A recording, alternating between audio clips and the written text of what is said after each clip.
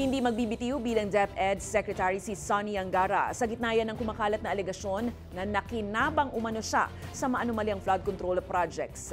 Ito ay matapos igiit ng Malacanang na hindi siya kailangang magpasa ng courtesy resignation lalo na kung malinis siya. Sa isang Pasig City event, diretsang sinabi ni Angara na hearsay o chismis lang ang mga bintang at walang konkretong ebidensya o specific na transaksyon na iniuugnay sa kanya.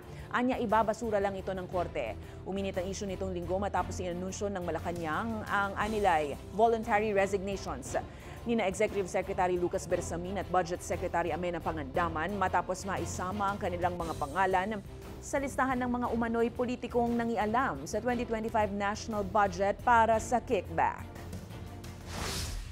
Hindi siguro kasi hearsay lang yung nandun sa akin tapos wala pang specific accusation. Walang mention of any transaction or anything. So parang kung sa korte yan, ibabasura yun, di ba?